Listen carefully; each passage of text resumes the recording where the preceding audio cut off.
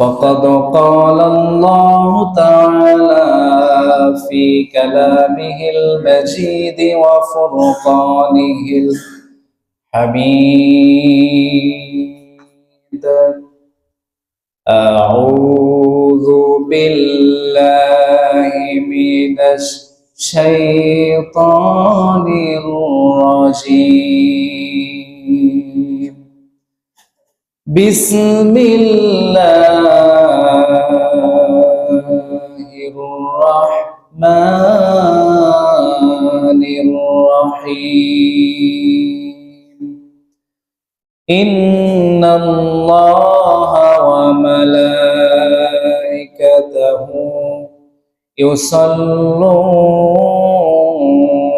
على النبي يا أيها الذين آمنوا صلوا عليه وسلموا تسليما. اللهم صل على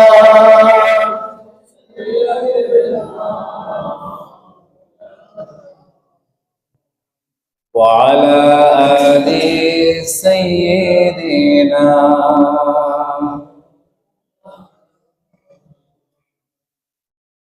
মন আমার কাঁদে রে, প্রাণ আমার কাঁদে রে, যেতে সোনার মদিনা। যেই মদিনার পথের ধুলি, ওই মদিনার পথের ধুলি জোড়ায় মনোবেদনা। আল্লাহুম্মা সাল্লি আলা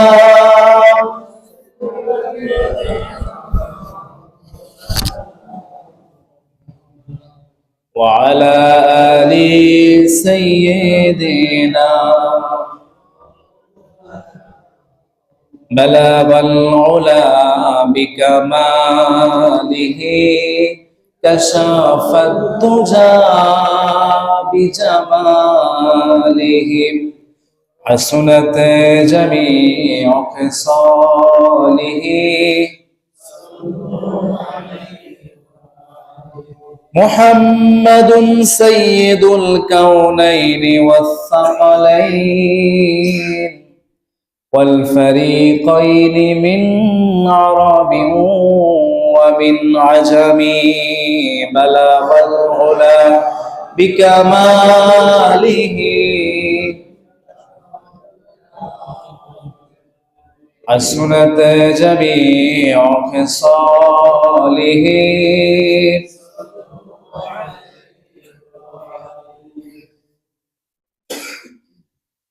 পবিত্র আজকের জুমার দিন উপস্থিত সম্মানিত ওলামায়ে কেরাম, মুসল্লিয়ানে আযম, পর্দানিশীন, শ্রদ্ধেয়া সম্মানিতা মায়েরা এবং বোনেরা,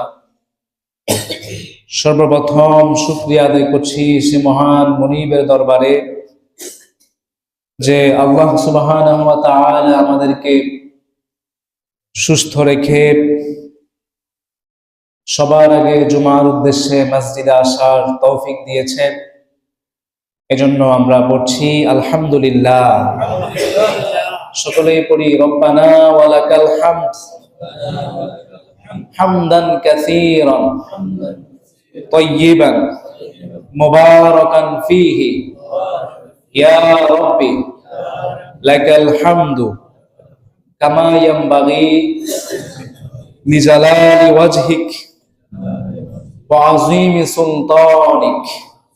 আমরা আল্লাহ তাআলার শুকরিয়া আদায় করলাম, পাশাপাশি লক্ষ কোটি দরুদ ও সালাম পেশ করছি সেই মহান শ্রেষ্ঠ রাসূল রাহমাতুল লিল আলামিন শফিউল মুযনিবিন মুহাম্মদুর রাসূলুল্লাহ সাল্লাল্লাহু আলাইহি ওয়াসাল্লামের উপর। সম্মানিত মুসল্লিয়ানে কেরাম, আমরা গত জুমাতে জাহান্নামের কিছু বর্ণনা আমরা শুনেছি যে জাহান্নামে মানুষ প্রবেশ করার অনেকগুলো কারণ আছে।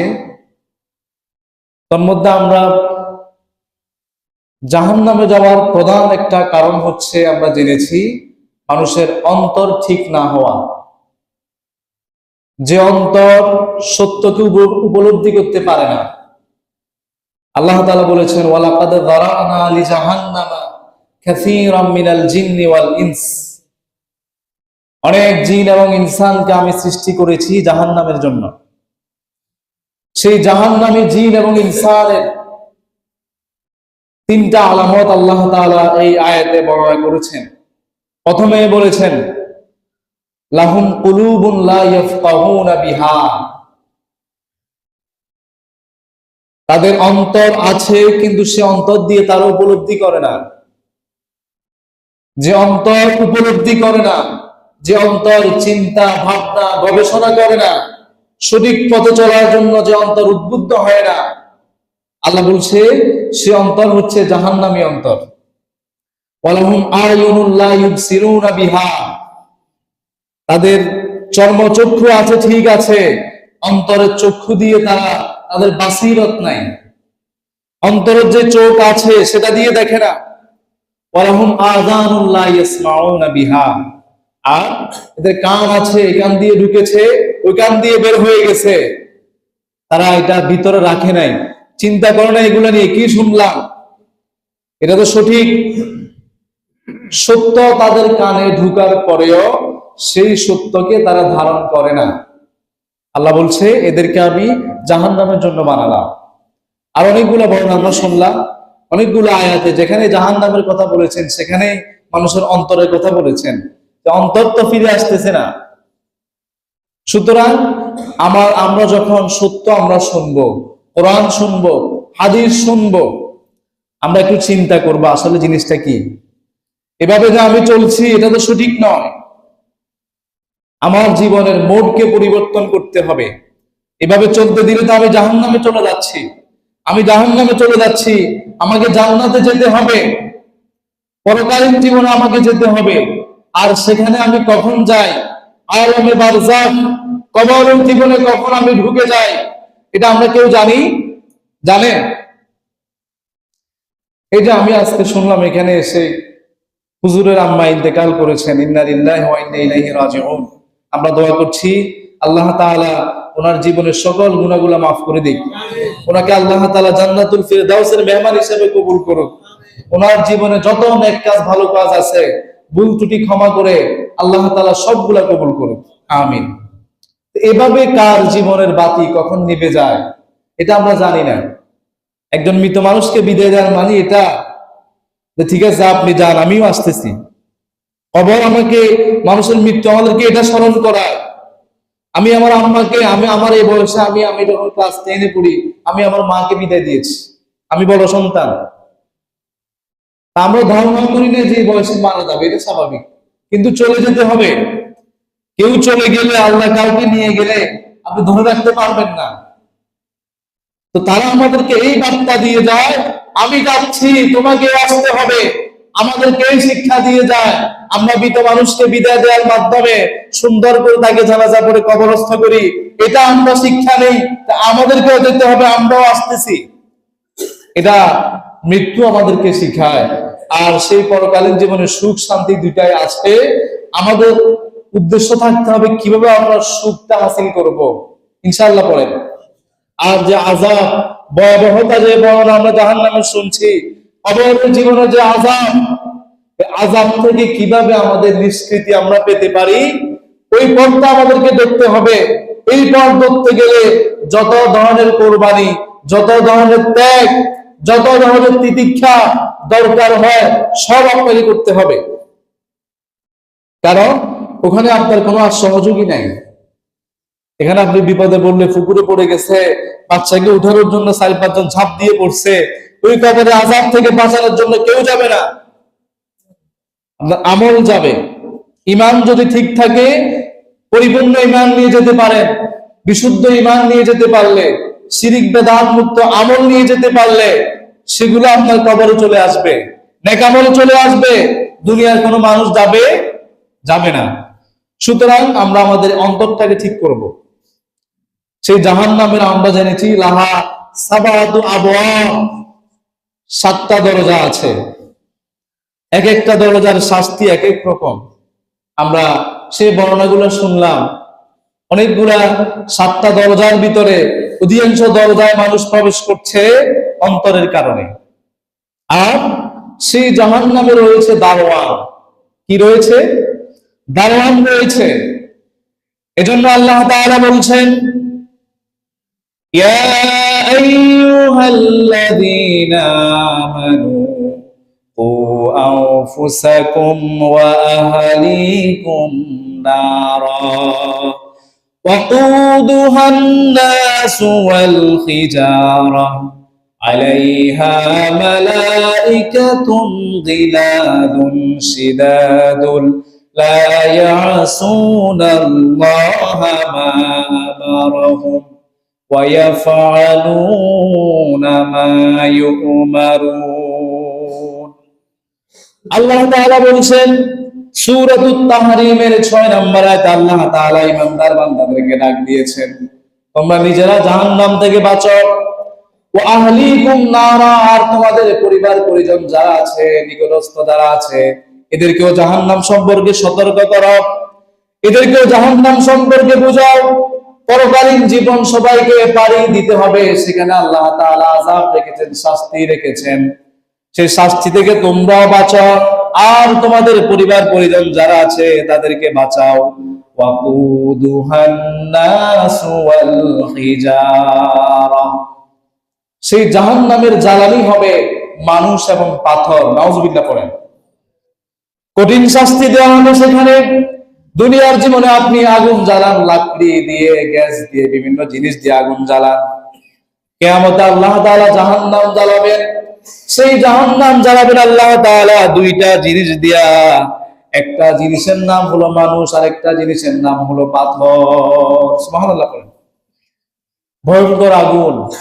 আর সেখানে আল্লাহ তাআলা রেখেছেন আলাইহা মালাইকাতুন গিলাযুন শিদাদ, সেখানে আল্লাহ তাআলা রেখেছেন ফেরেশতা গিলাযুন শিদাদ, যে ফেরেশতারা হচ্ছে কঠোর হৃদয়ের অধিকারী, যে ফেরেশতাদের অন্তরে কোনো দয়া মায়া নাই, কোনো দয়া মায়া নাই, যে আযাব দিচ্ছে, শাস্তি দিচ্ছে, এত ভয়ঙ্কর অবস্থা, একটু যদি মায়া লাগে কমায় দিতে পারে। এজন্য আল্লাহ তাআলা সেখানে দয়া মায়াহীন নির্দয় ফেরেশতাদেরকে আল্লাহ তাআলা জাহান্নামে নিযুক্ত করেছেন। সুবহানাল্লাহ পড়েন। এরপর আল্লাহ তাআলা বলছেন, লা ইয়াসুনাল্লাহা মা আমারহুম ওয়া ইয়াফআলুনা মা ইউমারুন। সেই ফেরেশতারা কেমন? লা ইয়াসুনাল্লাহা মা আমারহুম, আল্লাহ তাআলা তাদেরকে যা আদেশ করেন সেটা তারা আদেশ ভঙ্গ করেন না, অবাধ্য হয় না। ওয়া ইয়াফআলুনা মা ইউমারুন, তাদেরকে আল্লাহ যা আদেশ দেন তাই করে। সুবহানাল্লাহ পড়েন। যেভাবে শাস্তি দিতে বলেছেন সেভাবে শাস্তি দিবে, সেভাবে আযাব দিবে। বিন্দু পরিমাণ তারা কমাবেও না, কোনো দয়া লাগবে না তাদের অন্তরে। আরেকটা আয়াতে আল্লাহ তাআলা বলছেন, সূরাতুল মুদ্দাসসিরের ভিতরে আল্লাহ তাআলা সুন্দর করে বলছেন, সাউসলিহি সাকার ওয়া মা আদরাকা মা সাকার লা তুবকি ওয়া লা তাযার লাওয়াহাতুল লিল বাশার আলাইহা 19। আল্লাহ তাআলা সাকারের কথা বলেছেন, যেটার বর্ণনা আমরা আগেই জানলাম। লা তুবকি ওয়া লা তাযার, যে সাকার আপনাকে বাঁচতেও দিবে না, মরতেও দিবে না। আপনি বাঁচতেছেন না, মরতেছেন না। লাওয়াহাতুল লিল বাশার, যেটা আপনার চামড়াকে জ্বলসে দিবে। আলাইহা 19, সেই জাহান্নামের জন্য আল্লাহ তাআলা রেখেছেন 19 জন ফেরেশতা। সুবহানাল্লাহ পড়েন। প্রধান ফেরেশতা একজন, তার নাম হচ্ছে মালিক। হাদিসে আসছে জাহান্নাম পরিচালনা করার জন্য, দেখাশোনা করার জন্য 19 জন ফেরেশতা আল্লাহ তাআলা রেখেছেন।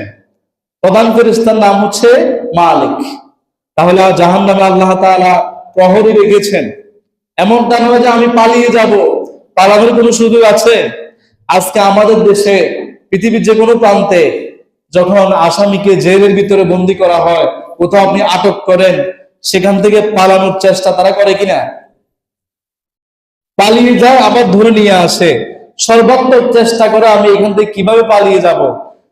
আজকে যারা মনে করতেছে আমি জাহান্নাম থেকে পালিয়ে যাব, হয়তো সে পালানোর কি কোনো সুযোগ আছে? কোনো সুযোগ নেই।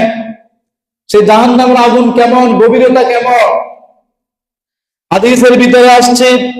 হযরত আবু হুরায়রা, হাদিসের রাবী, সহিহ মুসলিমের বর্ণনা, তিনি বলছেন, কুন্না মা রাসূলিল্লাহি সাল্লাল্লাহু আলাইহি ওয়াসাল্লাম, আমরা একদিন রাসূলের সাথে পথ অতিক্রম করছি, এমন এক সময় একটা বিকট আওয়াজ আমরা শুনতে পেলাম। রাসূল জিজ্ঞাসা করলেন, এটা কি, তোমরা কি জানো? আতাদরুনা মা হাযা, এই যে আওয়াজটা শুনলা, বিকট আওয়াজটা শুনলা, এটা কি, তোমরা কি জানো? সাহাবায়ে কেরাম বলছেন, আল্লাহু ওয়া রাসূলুহু আলাম, আমরা কিভাবে জানবো? আল্লাহ এবং তার রাসূলই ভালো জানেন। রাসূল বলছেন, আজ থেকে 40 বছর আগে একটা পাথর জাহান্নামের উপর থেকে ছেড়ে দিয়েছেন, সেই 40 বছর পরে পাথরটা তলায় গিয়ে পড়েছে। সুবহানাল্লাহ বলেন। 40 বছর পর্যন্ত নিচে আসছে, গভীরতা কতটুকু চিন্তা করেন। আপনি 100 তলার উপর থেকে কিছু একটা ছেড়ে দিলে 1 মিনিটের আগে পড়ে যাবে, পড়বে না? 100 তলা চিন্তা করেন, এবারে কত উপরে যায় চিন্তা করেন। 40 বছর পর্যন্ত শুধু নামতেছে, নামতে নামতে নামতে নামতে 40 বছরের মাথায় জাহান্নামের তলায় গিয়ে পড়েছে। তাহলে সেই জাহান্নামের গভীরতা কতটুকু একটু চিন্তা করেন। কিভাবে আল্লাহ তাআলা আযাব রেখেছেন। আল্লাহ আমাদেরকে সতর্ক করেছেন, আবার জান্নাতের বর্ণনা শুনিয়ে আমাদেরকে উদ্বুদ্ধ করেছেন। সুবহানাল্লাহ পড়েন। আযাব তো আছে, আবার আরাম আছে না নাই? জান্নাত আছে না নাই? সেই জান্নাতের বর্ণনা আরো সুন্দর। আমরা সেই বর্ণনা আমরা আস্তে আস্তে শুনবো।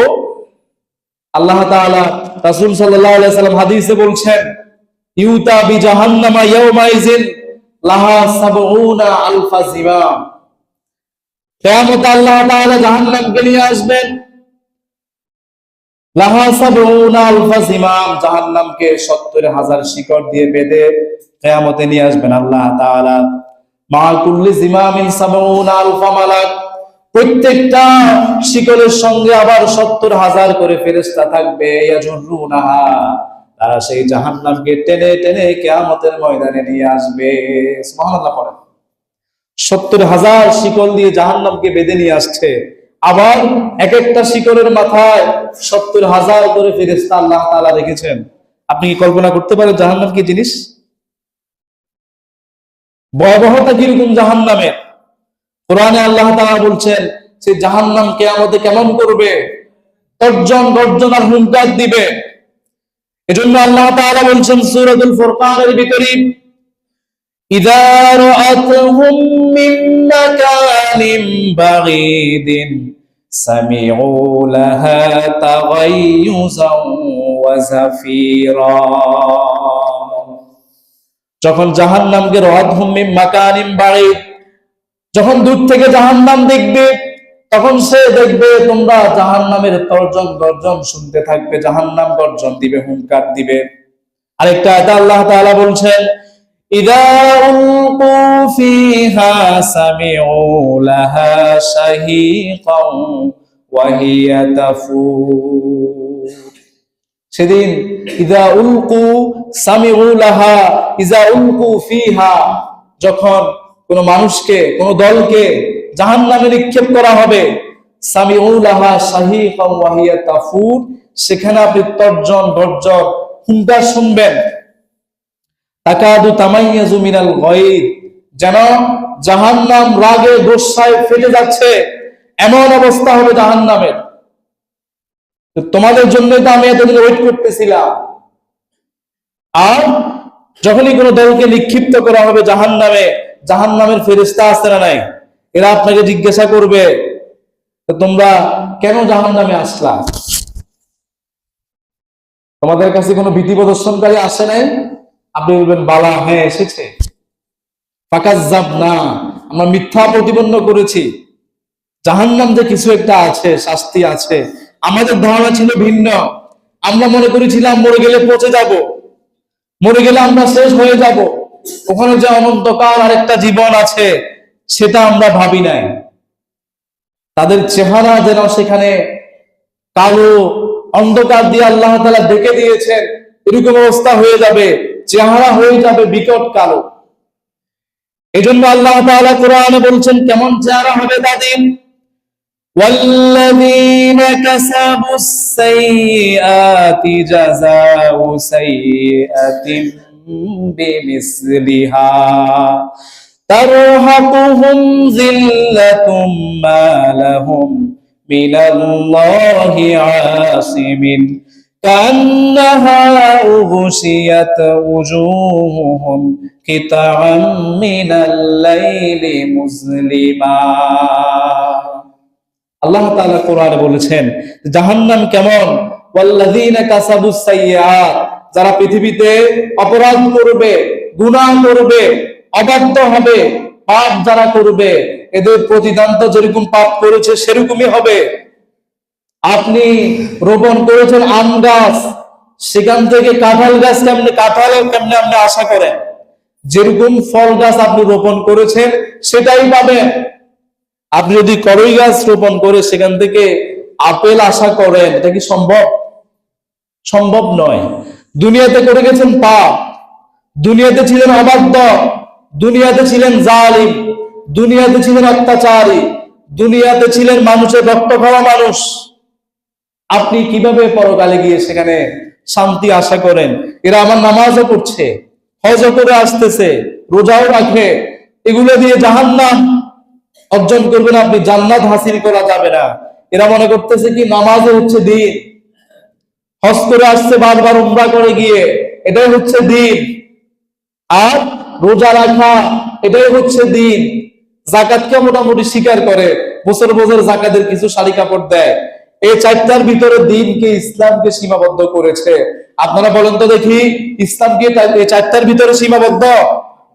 যারা আজকে জালিম অত্যাচারী, এরা ঘুম থেকে উঠে তাহাজ্জুদে যায় নামাজ খুঁজে। এরকম যায় নামাজ খোঁজা দিয়ে আপনার কি কাজ হবে? আপনার হাতে তো মানুষের রক্ত লেগে আছে। আপনার বিরুদ্ধে তো আল্লাহ নিজে মামলা দিবেন। আমি আয়াতটা বলেছি গত জুমাতে, ইন্নামাস সাবিলু আলাল্লাযিনা ইয়াজলিমুনান নাস। ওই সমস্ত মানুষের বিরুদ্ধে অভিযোগ, মামলা। আজকে আপনি নিজে মামলা দেন, কিয়ামতে আপনার বিরুদ্ধে মামলা দিবেন কে? আল্লাহ মামলা দিবেন। আজকে আপনি মানুষের বিরুদ্ধে মিথ্যা মামলা সাজান, মিথ্যা মামলা দিয়ে নিরপরাধ মানুষদেরকে ফাঁসির মঞ্চে ঝুলিয়ে দুনিয়া থেকে বিদায় করেন। কিয়ামতের ময়দানে আপনার বিরুদ্ধে মামলা দিবেন কে? ইন্নামাস সাবিলু আলাল্লাযিনা ইয়াজলিমুনান নাস ওয়া ইয়াবগুনা ফিল আরদি বিগাইরিল হক। আমি কি বানিয়ে বলতেছি? আর এরা বিশৃঙ্খলা সৃষ্টি করে, জমিনের ভিতরে সন্ত্রাসী কর্মকাণ্ড সৃষ্টি করে, মানুষের সম্পদ জবরদখল করে, মানুষের সম্পদ নষ্ট করে, মানুষের ঘর বাড়ি ভাঙে, সন্ত্রাস। এদের বিরুদ্ধে কিয়ামতে আল্লাহ তাআলা নিজে মামলা দিবেন, বাঁচতে পারবেন না। এবার আপনি বলেন তো দেখি, যার বিরুদ্ধে আল্লাহ নিজে মামলা দেয়, আপনি কিভাবে তাকে সে মামলা থেকে বাঁচাবেন? তার জন্য সুপারিশকারী কাউকে পাবেন? এরকম আমি দেখেছি, এরকম যারা জালিম অত্যাচারী, এরা আবার নবী প্রেমের গান গায়, রাসূলের আশিক দাবি করে, আর ওদিক দিয়ে মানুষের জীবন কেড়ে নিচ্ছে। এদিকে আবার রাসূলের ভালোবাসার দাবিদার, মনে করতেছে রাসূল তো আমাদের সুপারিশ করে নিয়ে যাবেন। রাসূল কি সবার জন্য সুপারিশ করবেন? এটা আমাদের ভুল ধারণা। রাসূল সুপারিশ করবেন, সবার জন্য করবেন না। সবার জন্য সুপারিশ করতে রাসূল, আল্লাহ তাআলা রাসূলকে দিবেন না। রাসূল তো সুপারিশ করবেন এটা জানেন, আবার রাসূল তো কিয়ামতে এক দলের বিরুদ্ধে নিজ মামলা দিবেন, এটা জানেন না আপনি? ওয়াকালার রাসূল, সেদিন রাসূল বলবেন, ইয়া রাব্বি ইন্না কওমি ইত্তাখাযু হাযাল কুরআন মাহজুরা। ইন্না কওমি, ওয়াকালার রাসূল, রাসূল শব্দটা হচ্ছে এক বচন। একজন রাসূল সেদিন বলবে। সেই রাসূলের নাম কি বলেন তো দেখি? কোরআনে আল্লাহ তাআলা রাসূল বলে একজনকে সম্বোধন করেছেন, তার নাম মুহাম্মাদুর রাসূলুল্লাহ সাল্লাল্লাহু আলাইহি ওয়াসাল্লাম। ইন্না কওমি, আমার এই উম্মত, আমার দল।